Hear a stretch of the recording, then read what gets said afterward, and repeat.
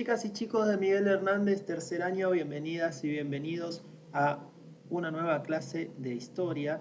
Hoy vamos a trabajar con las principales ideologías del siglo XIX.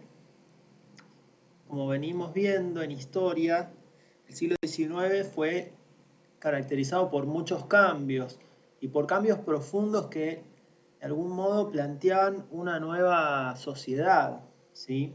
¿Por qué? Bueno, por las ideas que surgieron de la Revolución Francesa, por el avance de Napoleón sobre Europa, por la restauración monárquica que vino después con el Congreso de Viena y estas potencias que querían volver al antiguo orden ordenado por la religión y por el privilegio de algunas familias a tener el poder de la sociedad. Y además, hacia 1848, ya con un nuevo actor político ya organizado y con más poder, que era eh, la clase trabajadora. ¿Por qué? Bueno, porque vimos que los poderosos del antiguo orden tenían que ver con los reyes, los papas, los emperadores, digamos, la nobleza, la aristocracia vinculada a la religión. Por otro lado, la burguesía surgiendo con nuevas ideas eh, a través de la plasmadas en la Revolución Francesa, ideas de libertad, ideas de igualdad. Y un tercer actor que aparece ya más hacia mitad del siglo XIX, que es el proletariado, son los trabajadores, ¿sí? Que entendieron que tanto la aristocracia como la burguesía representaban intereses contrarios a los propios, a los de los trabajadores y las trabajadoras, ¿sí? Entonces necesitaban algún tipo de ideología que los represente más a ellos, no una ideología que sea la de la burguesía, por ejemplo, porque entendieron después de todas las revoluciones que la burguesía en realidad no iba a cambiar la sociedad, solamente quería entrar a la toma de decisiones políticas, pero que no iba a cambiar la realidad de los trabajadores. Ahora lo vamos a ver un poco más concretamente. Así que vamos a hablar sobre distintas ideologías del siglo XIX.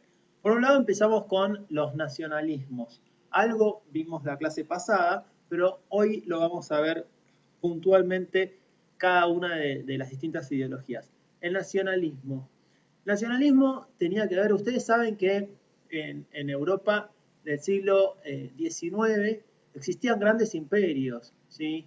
Como por ejemplo el imperio austríaco, como por ejemplo el imperio otomano, digamos los turcos.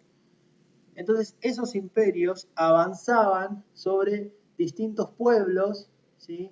Primero que esos imperios eran grandísimos, ocuparían lo que hoy ocuparían distintos países, ¿sí? Entonces, de repente, un gran imperio conquistaba digamos, tu pueblo, y por ahí ese imperio no tenía absolutamente nada que ver con tu historia, con tus costumbres, con tu idioma, ¿sí? Con tu cultura. Entonces, el nacionalismo surge como una respuesta a ese control de los grandes imperios y como un pedido de los pueblos a gobernarse por sí mismos, ¿sí? Es decir, elegir sus propios mecanismos de representación política y no estar, digamos, adentro de un gran imperio del cual no tenés ni históricamente ni culturalmente nada que ver. ¿Qué pasa con el nacionalismo? Presenta ideas, a mi entender, eh, interesantes, como la soberanía popular, es decir, el derecho del pueblo a gobernarse, pero por otro lado empieza como a exaltar las características de un pueblo en detrimento de otros pueblos. Por ejemplo, nosotros, los argentinos, empezamos a tener una visión muy cerrada en nosotros mismos y despreciamos a todo lo que no sea argentino. Estoy haciendo un ejemplo, ¿no? como que se vuelve una idea medio futbolera de que el otro es mi enemigo solamente por ser, no sé, chileno o boliviano o la nacionalidad que sea. Por eso hay que tener cuidado con el nacionalismo. Por un lado, lo que yo opino, es interesante la idea de que el pueblo se pueda gobernar a sí mismo y que no vengan de afuera a imponerte las reglas o la voluntad o que vos tengas que trabajar eh, en beneficio de lo que viene de afuera. Pero por otro lado, ojo, que no debería volverse en una cosa de que yo me pongo la camiseta y desprecio todo lo que sea distinto a mí, o yo me creo superior que el otro pueblo, que es algo donde termina muchas veces cayendo el nacionalismo, termina cayendo en algo de, en vez de reconocer que cada pueblo es valioso por sí mismo y que cada pueblo se puede gobernar a sí mismo, empieza a ser como una cosa de cada pueblo vecino es mi enemigo. ¿Sí? Eso sería lo que entendemos como un nacionalismo conservador. ¿Sí? Como contraparte de esto está el nacionalismo progresista, que entiende que, digamos, con una idea un poco más positiva de lo que es el nacionalismo, en el sentido de, el nacionalismo conservador lo que vendría a decirte es, vos sos argentino, vos tenés que pensar así, vos tenés que tomar mate, parrilla, fútbol y no sé, folclore, o a mí me encanta el folclore, pero digo, que te quiere imponer las tradiciones. Eso sería un nacionalismo conservador. Por otro lado, el nacionalismo progresista lo que dice es, realmente dice, bueno, ¿estamos de acuerdo nosotros en que tenemos ciertas costumbres, cierto idioma, cierta historia? ¿Estamos de acuerdo en manejarnos de esta forma? Sí. Bueno, ¿vamos a respetar también al pueblo vecino? Sí. Digamos, ahí ya entramos en un nacionalismo más potable, a mi entender, un nacionalismo progresista. Bien, más ideas. El romanticismo. El romanticismo surge en Alemania a fines del siglo XVIII y tenía que ver como, a ver, ya en esta época se estaba imponiendo una idea racionalista del mundo, la razón en el centro, analizar al máximo, digamos, todo objeto de conocimiento como para llegar a la verdad. Y de algún modo los romanticistas critican un poco esa idea de la razón como lo más importante y empiezan a plantear la importancia de lo personal y la importancia de los sentimientos. ¿Sí? El romanticismo se expresa en muchas corrientes artísticas y en general tiene que ver con eso. Salir del eje razón para entrar más al eje de sensación, sentimiento, afectividad. Digamos, por ahí corre el romanticismo. Después, una ideología, pues bueno, estamos hablando de ideologías políticas del siglo XIX, ya hablamos de nacionalismo, romanticismo. La ideología es una forma de entender a la sociedad y al gobierno, ¿sí? ¿Cómo entendemos nosotros que está compuesta la sociedad y cómo debería manejarse y cómo debería manejarse el gobierno también?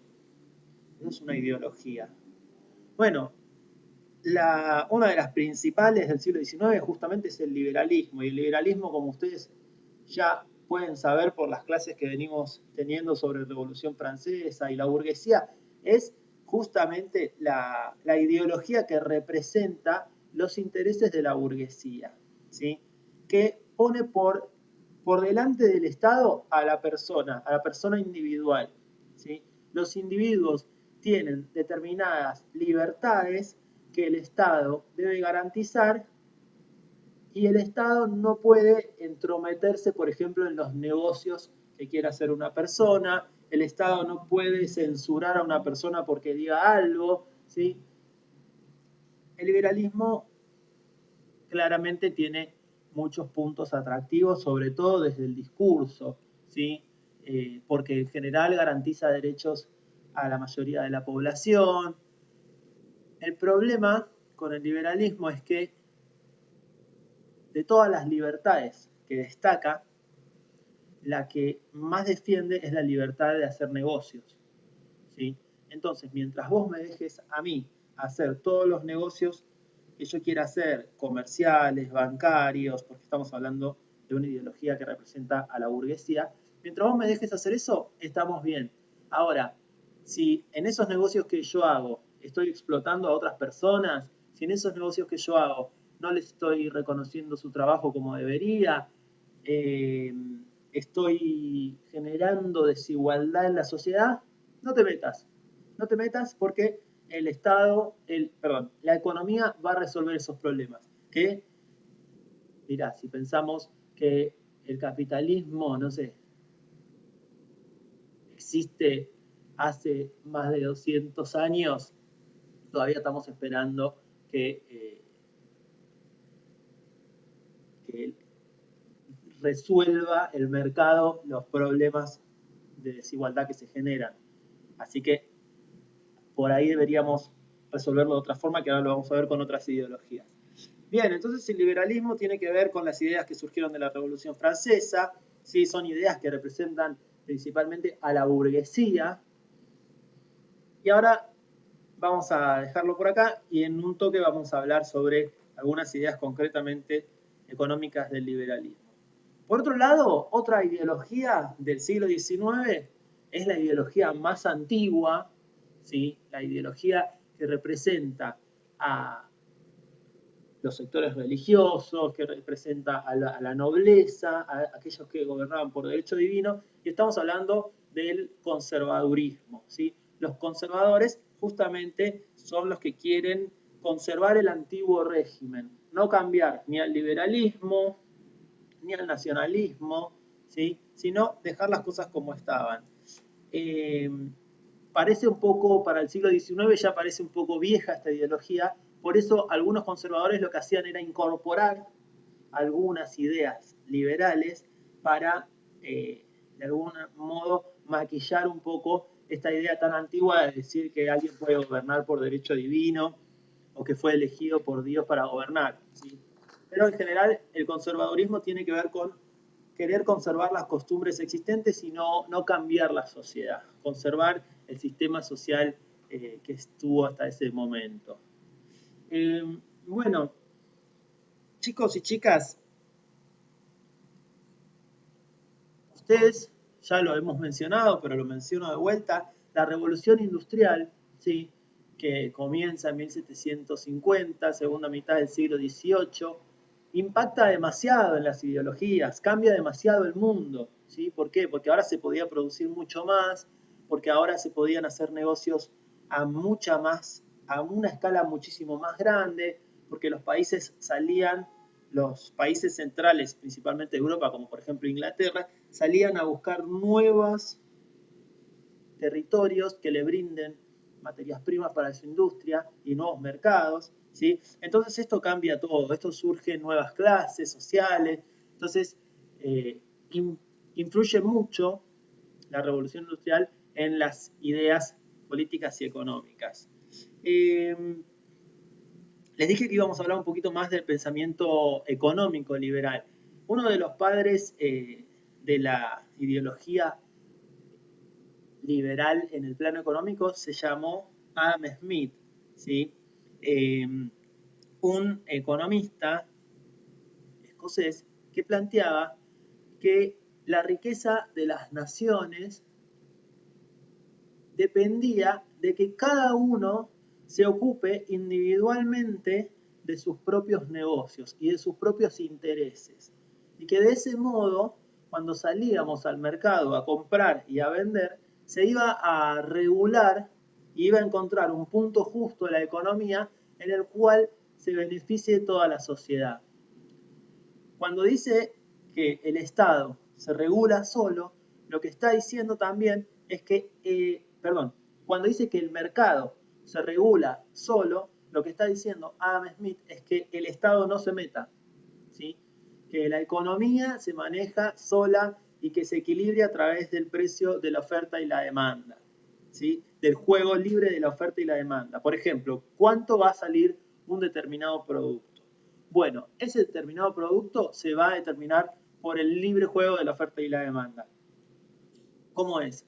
Si vos tenés, no sé, estás vendiendo camisas y tenés, esto lo hablamos un poco el año pasado, tenés, no sé, 50.000 camisas para vender en un mercado de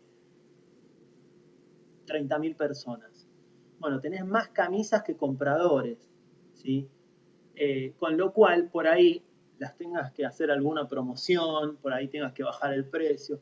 Ahora, si vos tenés 15 camisas para un mercado de 1.000 personas, tenés muy pocas camisas en relación a la cantidad de personas que podrían comprarlas o que quisieran comprarlas. Entonces ahí seguramente va a valer mucho más. Ahí estamos hablando con algunos ejemplos de cómo se encuentra el precio justo de un producto según la oferta y la demanda. ¿Sí? Bueno, también incorpora a Adam Smith ideas de división del trabajo y a esto vamos con un nuevo orden mundial en el cual ya se establecen el rol que juega cada país en la división internacional del trabajo. Las industrias están en los países centrales de Europa, por ejemplo, y la materia prima se obtiene de América, se obtiene de África, se obtiene de Asia, ¿sí? Las materias primas van hacia esos países centrales, son procesadas, son convertidas en productos manufacturados y vuelven a los países subdesarrollados, ya procesadas, ya pasadas por la industria, ya como un producto que tiene mucho más valor, ¿sí? Eh, bien, entonces, para la economía y el pensamiento liberal, el Estado no debe intervenir en la economía. Bueno, nos quedan dos ideologías y terminamos. Vamos a ver ahora los socialistas y los anarquistas. Vamos con los socialistas primero. El socialismo es la ideología que busca justamente equilibrar la desigualdad generada por el capitalismo, por el liberalismo. Todas estas ideas liberales, por ejemplo las ideas de Adam Smith, generan que haya una clase social, los dueños de los medios de producción, que se llena de guita y que además esa clase social es muy reducida en cantidad de gente, y después la gran mayoría de la población que trabaja en las fábricas de esas personas gana 2 mangos. Y incluso hay otra parte de la población que ni siquiera puede trabajar, porque además cada vez se descubren nuevas formas de tecnología que requieren por ahí menos mano de obra. Entonces se genera una desigualdad muy importante entre los que tienen los medios de producción y los que son los trabajadores. Los socialistas entonces lo que plantean es socializar los medios de producción, es decir, que no haya más propiedad privada de los medios de producción, que las empresas, que las fábricas sean de los trabajadores, ¿sí? Entonces, todo lo que se produce después se va a repartir en la sociedad de manera más equitativa.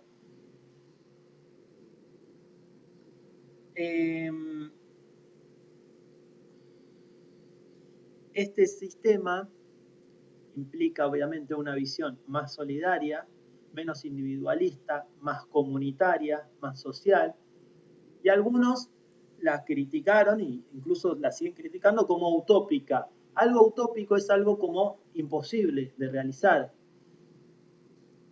Estaría bueno pensar si realmente es imposible cambiar el orden social y pensar en uno que sea más igualitario, que sea más justo, ¿sí? ¿Es imposible o simplemente es algo que no se podría realizar porque la burguesía se opondría? Son cosas distintas. Algo imposible es algo que directamente no se puede hacer. Otra cosa es que a alguien le moleste que se haga.